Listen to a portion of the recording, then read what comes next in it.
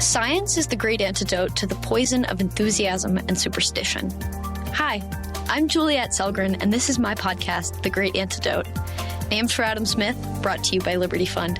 To learn more, visit www.adamsmithworks.org. Welcome back.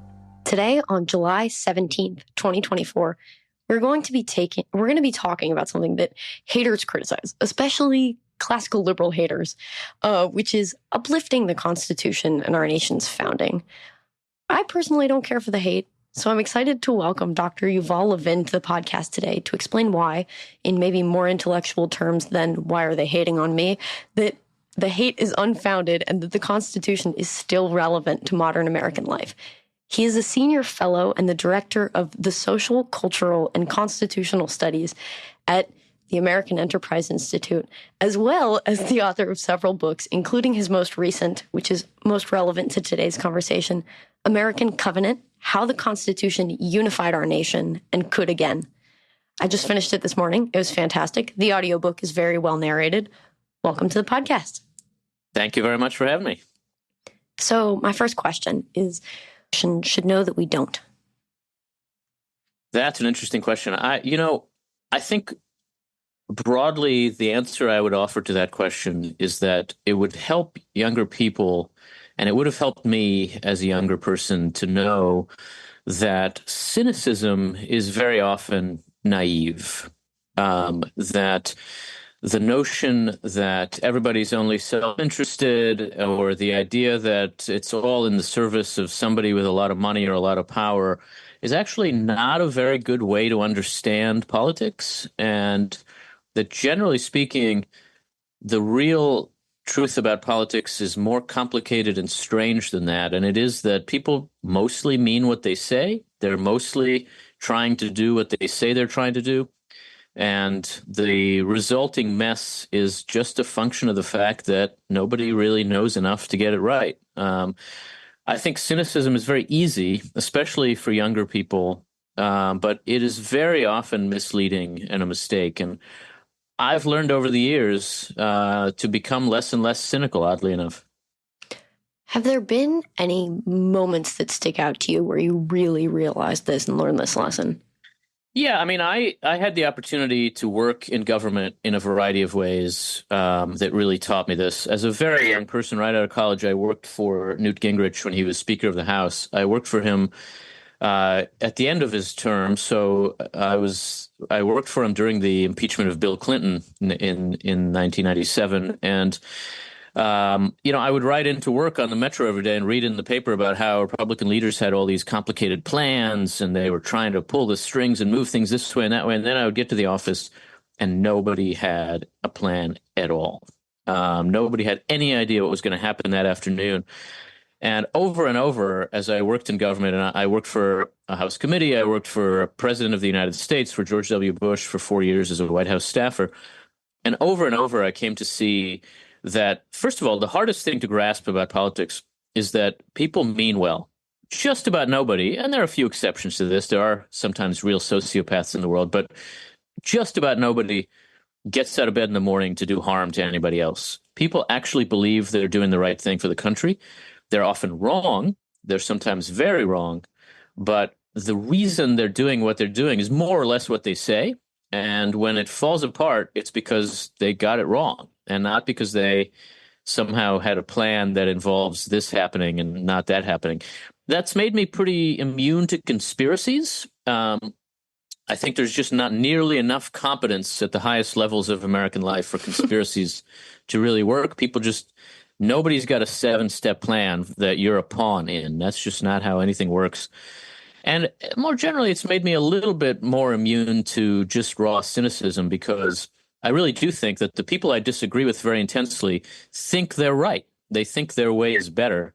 And so to show them why that might not be so, I have to at least try to understand why they think it is, and in what terms that could come to be understood as a mistake, and how I would make my case to them. And I think needing to see it that way ultimately makes you more persuasive and hopefully more effective.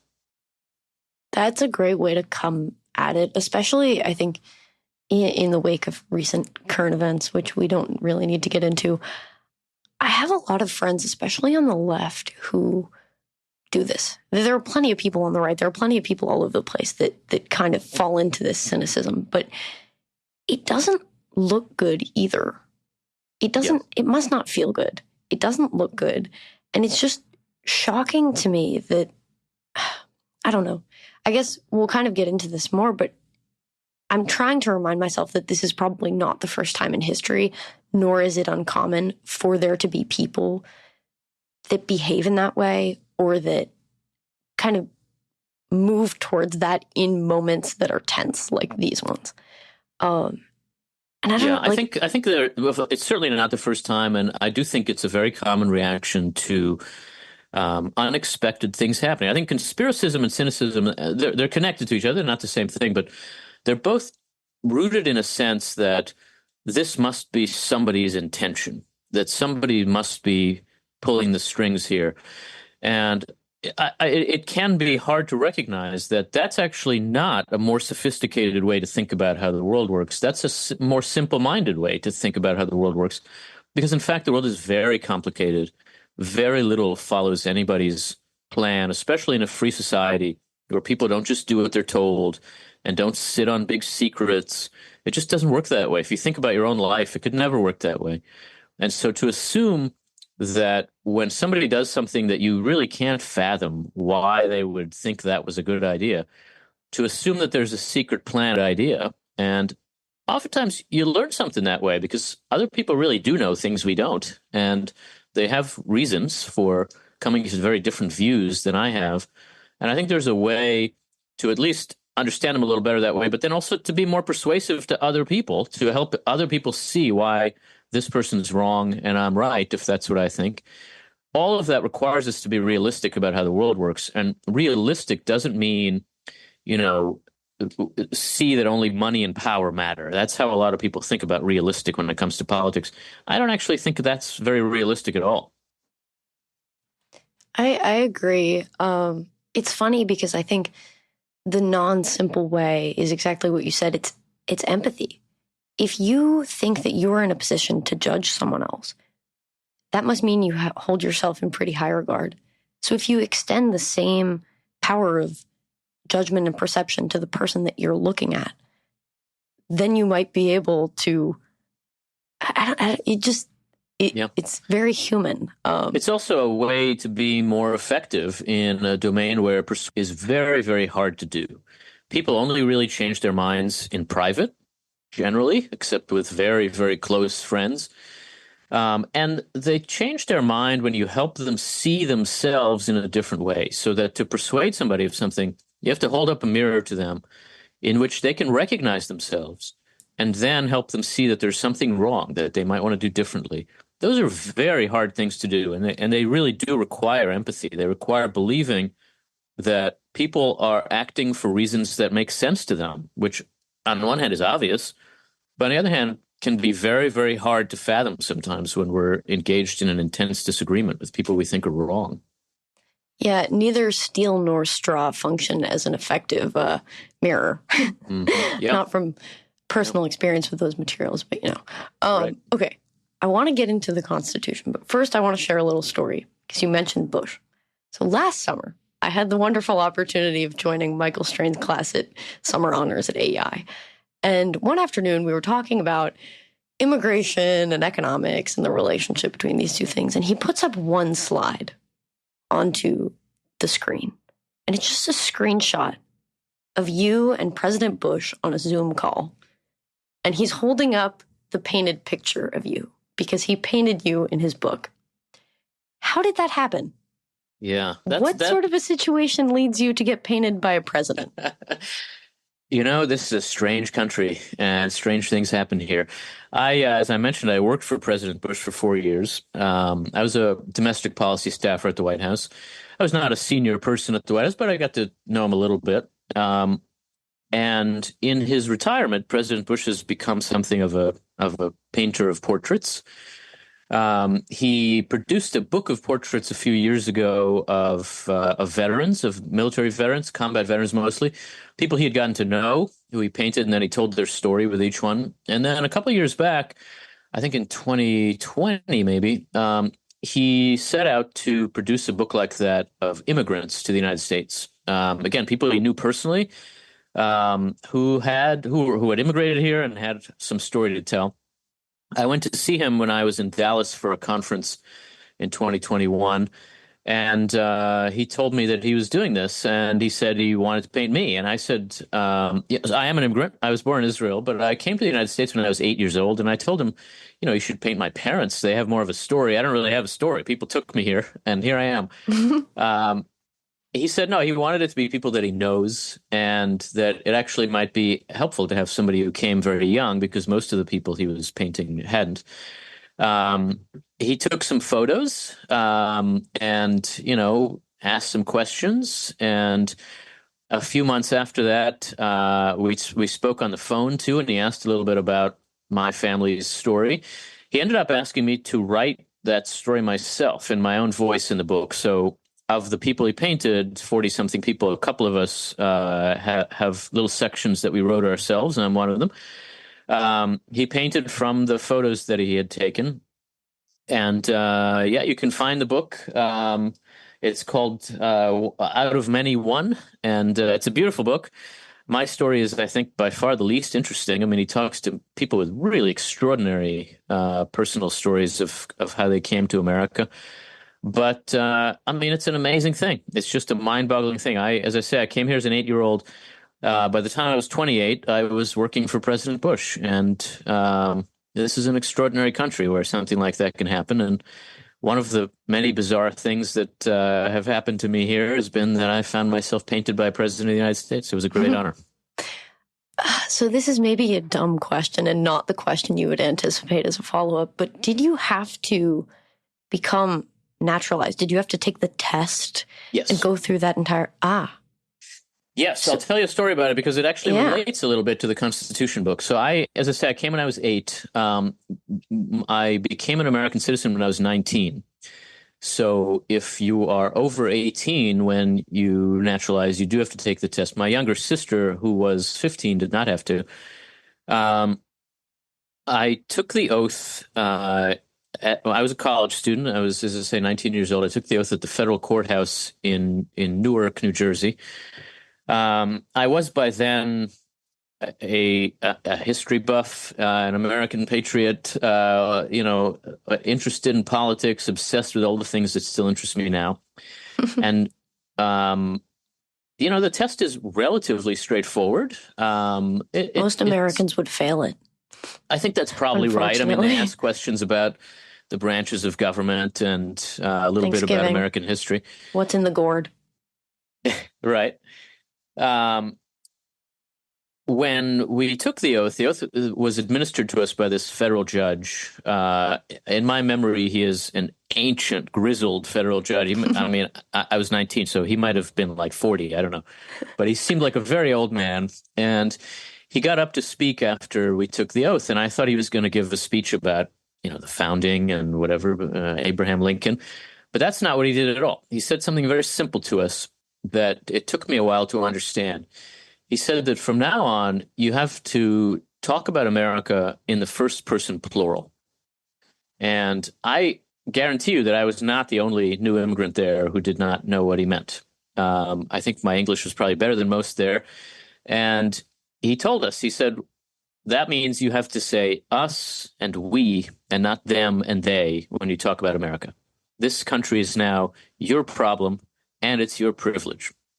I distinctly remember being disappointed with that speech when he gave it, because it's a strange thing to say, but it has actually stuck with me ever since. And I would say it's even affected a lot of how I think about the work that I do, because one of the biggest challenges we have as Americans now is exactly speaking in the first person plural about our country and saying us and we. And we is a really important word in the American political tradition. It is the first word of the Constitution. We, the people of the United States, it's the first word of that amazing second paragraph of the Declaration of Independence. We hold these truths to be self-evident. Those documents are written in the first person plural because they are about a people taking common ownership of its fate. And that's what we have to be able to do now. And it's never easy. So you've been thinking about the we for a long time. I don't know if I guess maybe because you told us this story, you would put it this way. But when I think about just what an institution is, and also obviously your past work on institutions, which I think segues very perfectly into the current book, I think that institutions are we.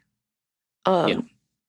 Maybe I just really like Burke, but it's we of the past, we of the present, we of the future, but it's all one. And that's what gives them strength. And that's why they're so important. What have been some of the most, okay. There are so many things I want to ask. What drew your attention to institutions, and would you count the Constitution as an institution? And how does it fit into that framework, if so, or if not? It's a great question. First of all, I agree. I think institutions, part of their great strengths, and I love Edmund Burke too, is that they span time, they span generations. And in that sense, they enable us to be a we across time and to understand ourselves as part of a larger whole. I came to think about institutions in a way that, for me, led directly, ultimately, to this book about the Constitution. I was, to begin with, when I left government in 2008, I was a policy wonk. I went to the think tank world to think about healthcare policy, to work on federal budget issues, welfare, very mundane kind of domestic policy questions.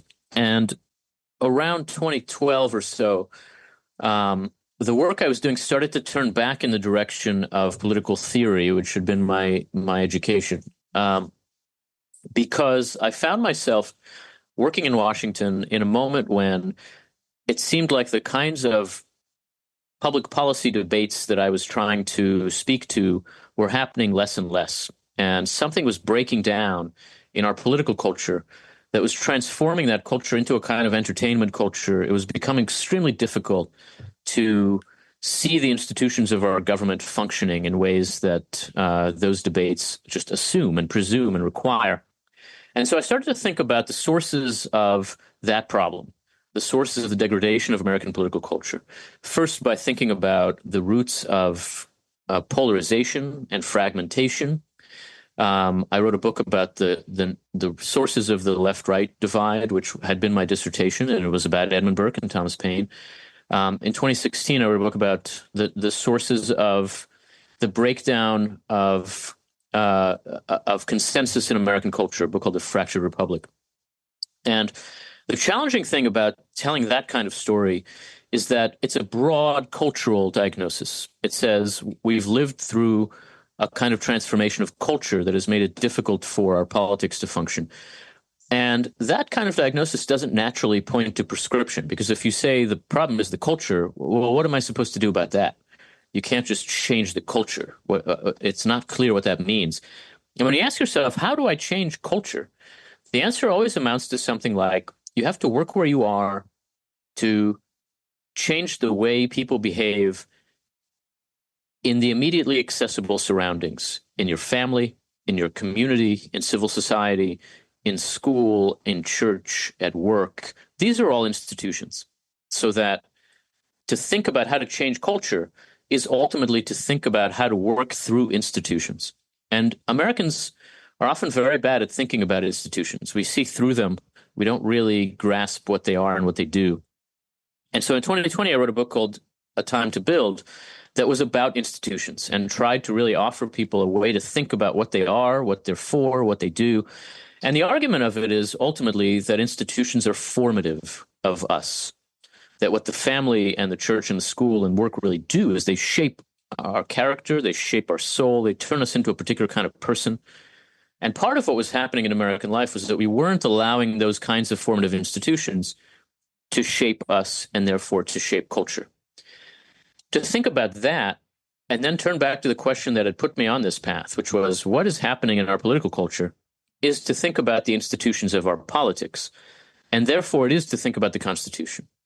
And that is, for me, how I came to think about the American Constitution, not in a lawyerly way, not simply as a legal framework, but as more than that. And among the things the Constitution is, I would say, is a framework of institutions. It's not exactly itself a single institution, but it describes and creates a set of institutions. The Congress, the presidency, the courts. It creates a set of arrangements that make federalism possible. Around it is a party system that consists of institutions, an electoral system.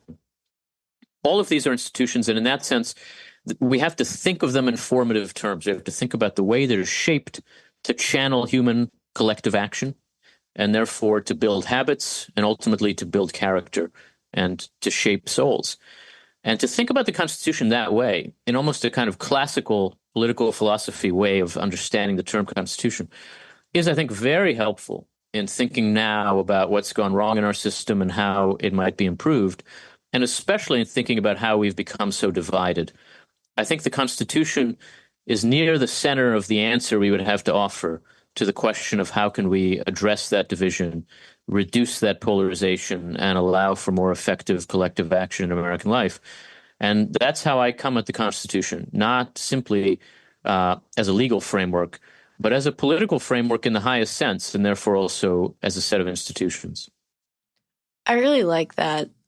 It might just be that I'm a classical liberal, and that yeah, me too. The way that I think about it is almost as a relationship. Almost every relationship has, no, not almost, all relationships have institutions. Some are more explicit than others. Yeah. I would say probably the best ones, romantic, familial, even with things like school or yourself, are made better when they're explicit and they're reflected upon. And so I agree entirely. And honestly, it's the sort of thing that I don't know why. I don't know how to explain what it incites in me, other than that it started when I started actually reading these documents for myself. And that, I don't know, that must be part of the solution. And I don't know if you can. I think one of the striking things about reading these documents and reading the thinking of the people who helped to produce them is that you really do learn that what they were doing is what we are doing. That, to me, is the most extraordinary thing about encountering the history of a political tradition. You know, there's a complicated question always about how should I relate to a tradition that I'm part of? We face that constantly in our religious lives. We face it always as citizens, too. And it's a very contested question in America because what we think of our founders is kind of a controversial issue. And I think that there are, I think of it by analogy to how children think about their parents. Right, so that there's a childish way to think about your parents. When you're 4 years old, you think your parents are perfect. They hung the moon. They can't do wrong. Whatever goes wrong, you go to mom and she fixes it. And then there's a kind of disillusion that comes, and there's a juvenile way, a teenage way to think about your parents, which is the communism rebellion phase. Yeah, which is that they're just wrong about everything. They don't understand you. They don't understand the pressures you face. They're just in your way. They don't want you to be happy. And, you know, when you're 14 or so, that's kind of how you understand the relationship.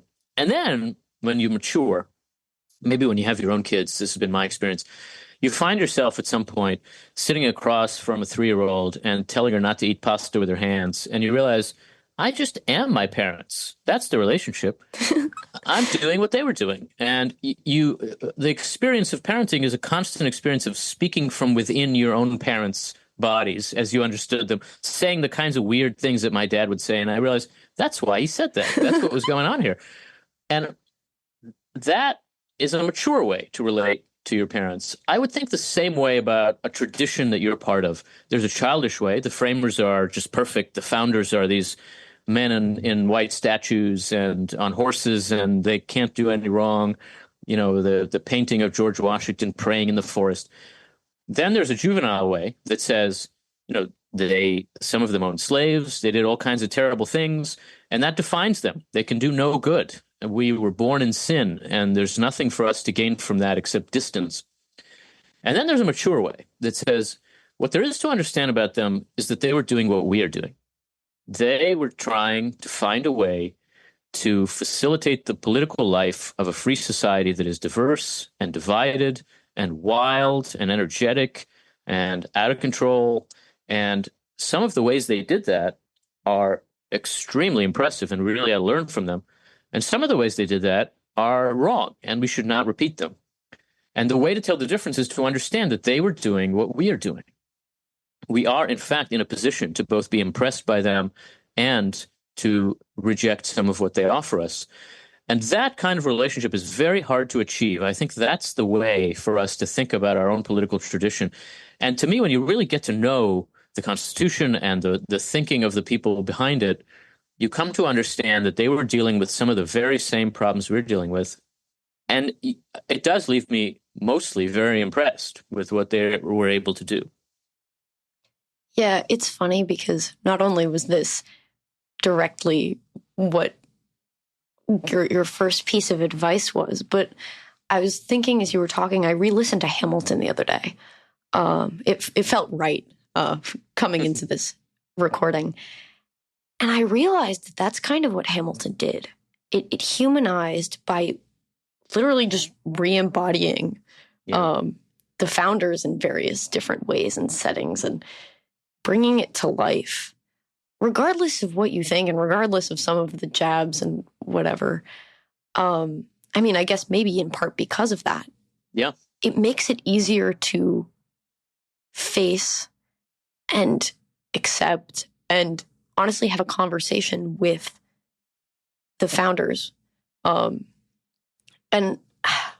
what's funny is I take this in part as a critique of myself and also just like the tradition we come from, because up until maybe a few months ago, I was still like, oh, the founders were perfect.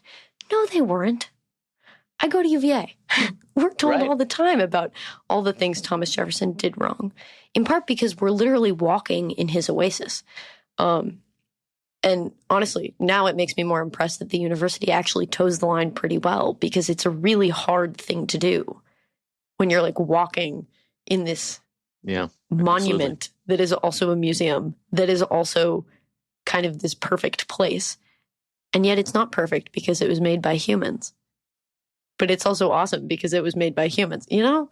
Absolutely. That's the way. And that's, you know, I think that's a kind of civic maturity that is very hard to achieve. And it's hard for a lot of us a lot of the time.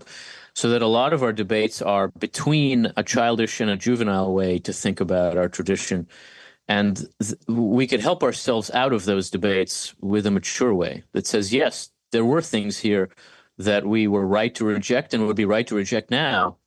And there are also things here that we should really embrace because they're just an extraordinary gift from the people who came before us. I've been thinking a lot about unity. Not only is it in part the title of your book, but also a lot of presidents and campaigners, I guess is the way to put that, use this concept of unity. I think you don't mean the same thing that they do, as a way to garner new votes for them. And that's not the newest tactic. But how do we unify across, honestly, different groups of people that are at different levels of maturity with things like coming to terms with the American tradition and having a relationship with the Constitution, but also how is the unity, I guess I'm just pelting questions at you at this point, how is the unity that Joe Biden runs under saying, we're going to be a unified America if you vote for me, and only if 100% of you who don't vote for me? And then the unity under the Constitution. So I certainly think that there is this kind of simple-minded notion of unity that our politicians like to echo, and you hear that from President Biden. It came also from President Trump. It's a very common sort of theme in our politics now. And a lot of what people mean by that is that if we didn't disagree so much, it would be a lot easier to live here. And what they really mean is if people didn't disagree with me so much, it would be a lot easier to be me. And that's true. If people didn't disagree with me so much, I would certainly enjoy our politics a lot more. But that's crazy. First of all, people should disagree. Nobody's right about everything and nobody's wrong about everything. Also, people are just going to disagree. I mean, if you've ever been in a group of people of any size ever, you know that what happens is some amount of disagreement. And so there's a kind of realism at the core of the American Constitution. And James Madison expresses it more clearly than anybody. Maybe most famously, he simply says in Federalist 10 that as long as the reason of man continues fallible and he's at liberty to exercise it, different opinions will be formed. There's no way to end disagreement. And we shouldn't judge the unity of our society by whether there are no disputes. Politics exists to resolve disagreement. A society that did not disagree about anything would not need politics. But politics ultimately exists to facilitate common action. And that means we don't have to think the same way at the end of the process for it to have succeeded, if we've succeeded in acting together to address a common problem. And so the idea of unity that's at the core of this book, but acting together, and the question that necessarily forces us to confront is how can we possibly act together when we don't think alike? The Constitution is, in one sense, a series of answers to that question. One answer is federalism. Another answer is a functional legislature, whose job it really is to negotiate through differences so that competing factions that don't think alike nonetheless come together around agreed-upon negotiated courses of action. It consists of an executive that sustains a kind of stable space for that sort of politics of negotiation to happen and participates in it. It consists of a judiciary that enforces the rules that make it possible for this to happen in a fair and just way. All of that is ultimately about making politics possible in a diverse society, which really means making common action possible despite continuing disagreement. To me, that is what unity looks like. That's not a way to deal with its absence.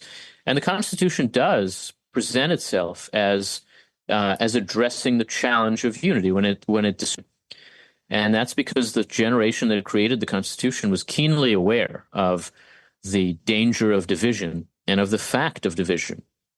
The first 30 or so of the Federalist Papers address the question of why a union is essential and why the breakup of the union would be a disaster. And ultimately, a lot of the system is intended to make it possible for what is always going to be a very divided society to hang together, build a common identity, and share a common life together. This is, I want to get pragmatic about this. I'm not great at being pragmatic because I really like theory and things that don't super directly apply to life necessarily. But I want to kind of have a way forward, a way people can think and act and just kind of not keep themselves in check, but kind of to allow us to keep reflecting on this. Because honestly, as much as I want to do something tangible, I think going into especially this election cycle, among other things, really the way we are mentally is going to be so much more important than the tangible physical stuff, which is not to say that that's not important. But my generation is so anxious and so mentally unstable. And I don't love that. I don't get it fully, but it's true. And so I think the way to stay unified in part is to take this seriously and to think about this, which obviously you've put a great deal of effort into, and very well, I might add. But one of the really moving examples that I'm thinking about now is the one I mentioned to you yesterday after your discussion with Adam White about your book. Listeners, go check out my interview of Adam White. I think it's pretty great.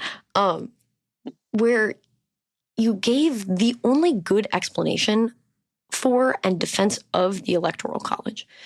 And yes, I would like you to repeat it, but also, do you think that kind of honestly engaging with this sort of dialogue and these ideas that aren't necessarily the main narrative. Is that the main way and the most important way, and honestly the only significant way, that we can maintain unity in this way, especially in this moment where I think a lot of people are crossing their fingers hoping that we can make it past November and January? Because, peaceful transition of power, that's like a hallmark of America. Or it should be. I think it is. Hopefully it's not a was. So people don't like the Electoral College. We need to accept the Electoral College or we won't make it. I think one way to think about institutions like that has to do with the core kind of challenge of accepting the character of unity. Part of what it takes to live in a society like this is to start from the premise that the people that you disagree with aren't going away. So we should stop and remind ourselves of that. How would we do this if we believed that the people we're arguing with are still going to be here tomorrow and they're still not going to be persuaded that our way is the right way? What then can we do? How can we negotiate toward an agreement that we can all think is right and just and acceptable?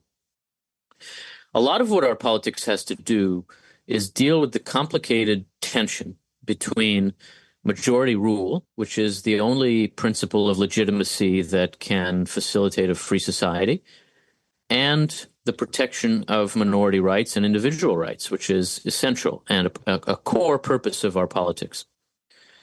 Majority rule and minority rights are inherently in tension, and the constitutional system we have wants to secure both. And so it is always in tension with itself. It is, on the one hand, democratic, and everything is ultimately accountable to a voting public, but it's also liberal. And it does want to keep some things out of the reach of majorities and to protect certain things, even from the power of elected majority power. And among the ways it does this is by creating some distance between public will and public power. One way to do that very simply is the system of representation, right? Decisions are made by the people's representatives, not by the people directly. The people directly, we just wouldn't be capable of reaching accommodations with each other. And, Madison says also in Federalist 10 that if every Athenian were a Socrates, the Athenian assembly would still be a mob. And that's not going to work. A system of representation gives us a little distance. The same logic is at work in how we think about selecting a president in our system. The Republican executive, the American president, is a strange kind of institution. It has some characteristics of a monarch. The president is an elevated figure, a head of state, someone with a lot of power who can speak for our society and the world. But it also has some of the characteristics of a bureaucrat. The American president sees to it that the laws are faithfully executed. He doesn't make the laws. His job is to carry. The system by which we select the president recognizes the complexity of that office and tries its best to put a little distance between the voting public and this individual with enormous power to avoid the challenge of demagogues, which has always been one of the great challenges confronting any democracy. And I think one thing to understand about this system is that essentially every democracy in the world has a way of separating the public from the selection of the chief executive. So one obvious example is the parliamentary systems, which a lot of people who complain about the American Constitution hold up as a counterexample. In those systems, the selection of a chief executive is actually less direct than in ours. The British, for example, just had an election where they got themselves a new prime minister. The prior election was 4 years earlier, and in the course of those 4 years, they had 3 different prime ministers between elections. So how were those people chosen? They were chosen by a majority of the majority party in parliament. That's a very small group of people who are, by definition, politically very alike and not representative of the entire society in the voting public and the selection of the chief executive. And the effect of that is a system much less democratic than the Electoral College. The Electoral College exists to solve the same problem, but in a way better suited to our system. It consists now of basically 50 popular votes, the results of which are then weighted by population. I think that's one sensible way to do what it has to do. It has some very important advantages for us. It is broadly representative, but is not a direct election. It also forces the regional character of our country to be represented in our presidential elections. People have to care about where voters are. And it forces our elections to happen near the ideological middle of the country, because you can't just win by concentrating your attention on the places where your voters are concentrated. A Republican can get all the votes that he wants in the Deep South and a Democrat in California, and it doesn't matter if they didn't win Michigan and Pennsylvania. And Michigan and Pennsylvania are closely divided. That means you have to appeal to people who might go either way, which is healthy for politics. A sophisticated way to address the kind of challenge we face in choosing a president. It's important to recognize that the American presidency is not a representative institution. It's an administrative job. The president is elected in order to be accountable. But there's no way that one person could be representative of 300 million people. To be representative, we need a plural institution, a legislature, where people who represent different interests, different factions, different parts of American life negotiate with each other. The president can't do that. He's one person. And so choosing the president is about being able to select someone who's capable of that very difficult job while protecting our society from the dangers of the demagogue. And I think on the whole, the Electoral College is a pretty good way to do it. Yeah. My cat is purring in my lap. I don't know if you can hear that. But I've heard you speak a lot about how the primary system that we have kind of gets in the way of that. And I'm also thinking the 17th Amendment probably gets in the way of not that in the presidential sphere, but in the congressional sphere as well, because what really the Congress was an electoral college in the House, or not in the House, in Congress, of the House and the Senate, because it was balancing land and people from different regions with the people, right? The voice of the people was what the House was. So I feel like our entire country is founded on these tensions, right? In a way, it's supposed to last, and it's very Burkean, but it's dependent on dynamism and discomfort and kind of moving through that together through dialogue. But I've been hanging out around some new illiberal, post-liberal, whatever you want to call them, right folks who like to quote Alistair McIntyre, and they say that, quote, when a tradition is Burkean, it's already dead. And I'm kind of wondering what you think about that, because I don't know, is that true? Is it a problem? I would say in a way, our Constitution kind of sets us up to be actually and I don't really ever know how to respond to them, because it's more of a concept that somehow I feel without being able to put it to words. You know, I think that the notion that a tradition like this is impossible in practice because it thinks of itself in explicitly tradition terms, the kind of McIntyre critique of the Burkean tradition, strikes me as just a little too abstract to be useful. It says, in effect, that our country is impossible in theory. And I wonder what it makes of the fact that our country is clearly quite possible in practice. I think we have much more to work with than our political and social theories would suggest, and that an approach that begins its critique from a theory like that runs the risk of getting wrong the very purpose of theory in politics. Now, this is a dispute between a kind of Burkean and thinking about theory. Burke's view is that theory exists to describe practice, that it has to arise from the fact of practice, and that it is, generally speaking, not simply prescriptive. People do follow their political theories some. They see them as principles to guide their practice. But society is not created by a theory that is then put into practice. And that means that if you have a theory of your society that is not adequate to its practice, you need a better theory of your society. Political life is very individualistic. It's very cold. It's very mechanistic. American political life isn't actually like that. And the theories we have of liberalism in our kind of society also are extremely individualistic. They're all about personal rights. And the idea is that this system exists to protect those rights. And without them, we aren't free. But the fact is that none of our rights are really that radically individualistic. Think, for example, about our First Amendment rights. Right? These are kind of the classic worry about the Constitution.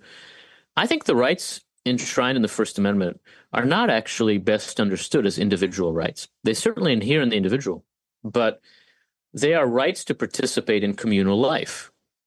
Free speech is not the right to talk to yourself. Right? The freedom of the press is only coherent in reference to the ability to communicate ideas to other people. Nobody practices their religion alone. The freedom of assembly is obviously not an individual right. These are all ways of participating in communal life, and especially of participating in the lives of formative communities that shape human beings, like religious communities and political communities. They're ways of speaking to each other and through speech of shaping one another. And to understand them that way is already, I think, to step well beyond the kind of shallow caricature of the liberal society that we get from some contemporary critics of liberalism. There's much more to it than the theory says. And if all there was to American life was John Locke, I'd have a lot of problems with it too. But that's just not true. That's not all there is. And I do think we have to ask ourselves how we have the kind of deep religious and moral traditions we do if the caricature were true. The serious, religious and morally minded post-liberal should ask himself, where did I come from? How did I come to be in this society? And I think the answer to that becomes a kind of answer to the critique he offers of the liberal society, liberalism like him. And therefore, it isn't simply shallow liberalism. It gives us a way to live free together in ways that connect us with the deepest moral and religious traditions of the West. Our society does that. That's what it's all about. And so to criticize it as impossible in theory just doesn't strike me as a way to really come to terms with either its weaknesses or its strengths. And notably, it is he, because I don't think I've ever met a female post-liberal. Well, they must be out there, but yeah, that tends to be right. Yeah, you're probably right about that. Thank you so much for taking the time to come on the podcast and to share all your knowledge and your wisdom. Thank you. Listeners, go check out American Covenant. It's great. Very relevant. Although I've met people that don't like the word relevant. It's timely and timeless. I have one last question for you. What is one thing that you believed at one time in your life that you later changed your position on, and why? That's interesting. There are a lot of things I could point to, and I think in part they would connect to the first question you asked me. I do think I used to have a more normal kind of cynicism about politics that's changed a little bit over time. But there are also some specific things I used to believe. I was, for example, an adamant champion of the death penalty in murder cases, and I'm now an opponent of the death penalty in all cases. And I think I've come to that view by thinking together with various, particularly Catholic friends, about what's involved in that. I used to be much more skeptical of certain kinds of political reforms too, and that's very much connected to the argument of the book. I've come to think that the nature of the contemporary party system requires experimentation with different kinds of reforms of our electoral system. I'm more open to seeing whether and how, for example, ranked choice voting might work than I was 10 years ago. I think seeing the scale of the problem has left me thinking that we need to experiment with solutions, even if in theory, a priori, they seem like they might not be great ideas.